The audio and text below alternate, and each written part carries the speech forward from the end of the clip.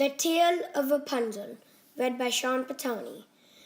There was once a man and a woman who had long in vain wished for a child. At length it appeared that God was about to grant their desire.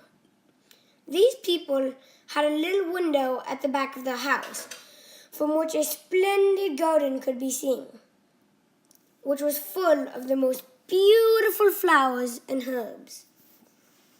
It was, however, surrounded by a high wall, and no one dared to go into it, because it belonged to an enchantress who had great power and was dreaded by all the world.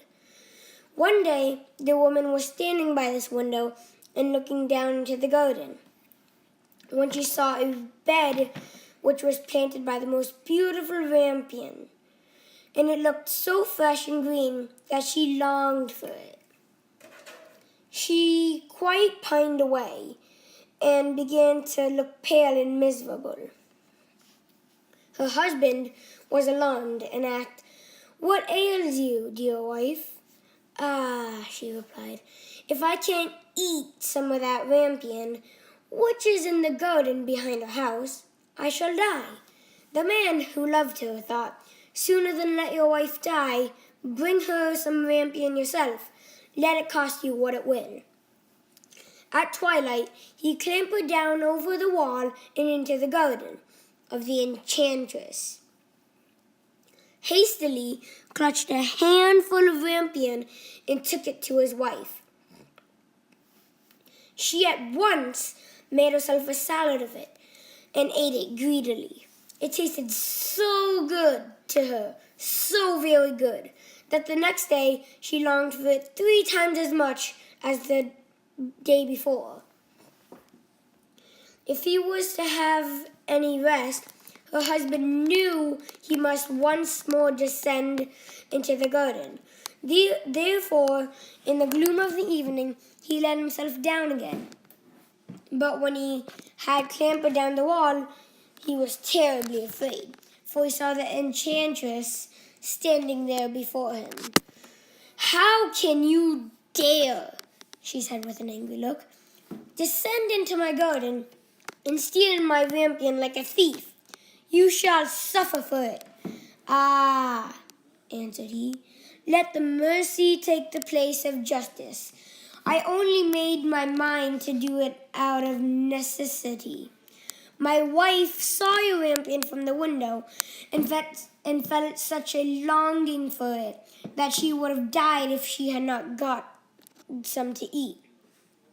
The enchantress allowed her anger to be softened and said to him, "If the case be as you say, I will allow you to take away with you as much rampion as you want.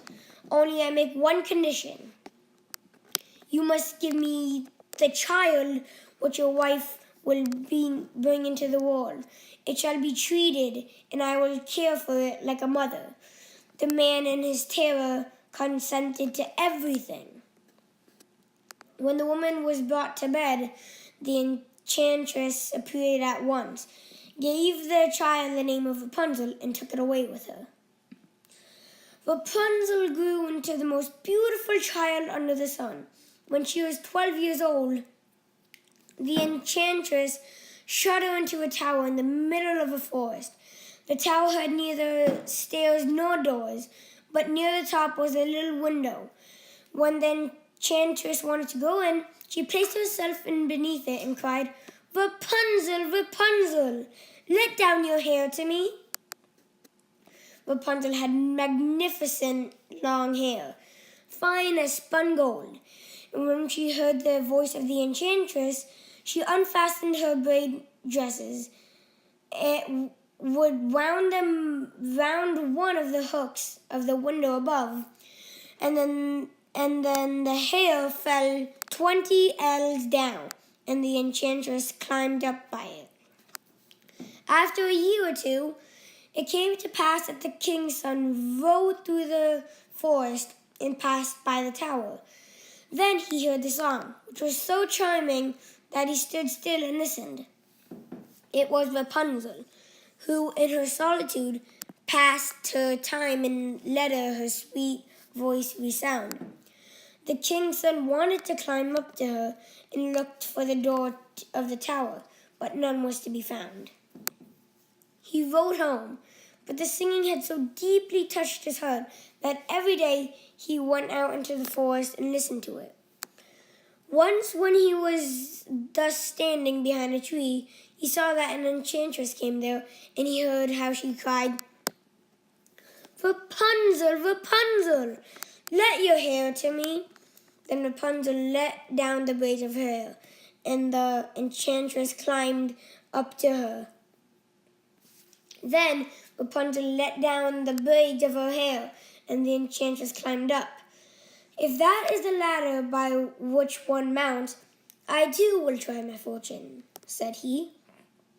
And the next day, when it began to grow dark, he went to the tower and cried, "Rapunzel, Rapunzel, let your hair down to me." Immediately, the hair fell down and the king's son climbed up. At first, Rapunzel was terribly frightened when a man, such as her eyes had never yet beheld, came to her. But the king's son began to talk to her quite like a friend, and told her that his heart had been so stirred that it had let him have no rest, and he had been forced to see her.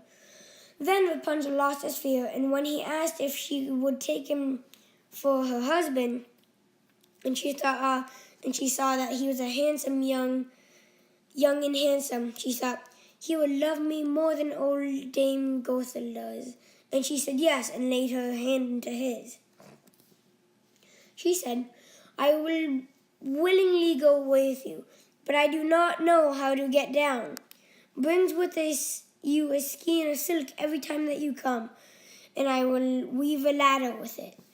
And when that is ready, I will descend, and you will take me on your horse."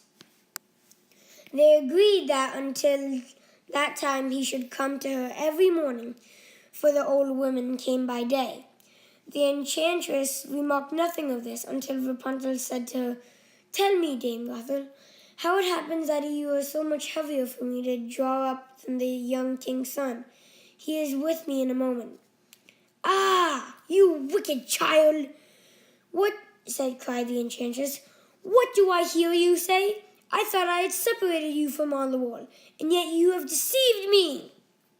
In anger, she clutched Rapunzel's beautiful tresses, wrapped them twice round her left hand, seized a pair of scissors. With the right snap, they were cut off, and the lovely braids lay on the ground. And she was so pitiless that she took poor Rapunzel into a desert where she had to live in great grief and misery. On the same day that she cast out Rapunzel, however, the enchantress fastened the braid's hair, which she had cut off, to the hook of the window. And when the king's son came and cried, "Rapunzel, Rapunzel, let down your hair to me," she let the hair down. The king's son ascended, but instead of finding his dearest Rapunzel, he found the enchantress, who gazed at him with a wicked and venomous look. "Aha!" she cried mockingly. "You would fetch your dearest, but the beautiful bird sits no longer singing in the nest. The cat has got it, and will scratch out your eyes as well. Rapunzel is lost to you. You will never see her again." The king's son was beside himself with pain, and in his despair he leaped from the tower.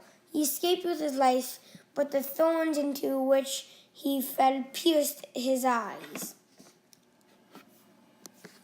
He wandered quite blind about the forest, ate nothing but roots and berries, and did naught but to lament and weep over the loss of his dearest wife. Then he roamed about in misery for some years, and at length came to the desert where Rapunzel, with the twins to which she had given birth, a boy and a girl, lived in wretchedness.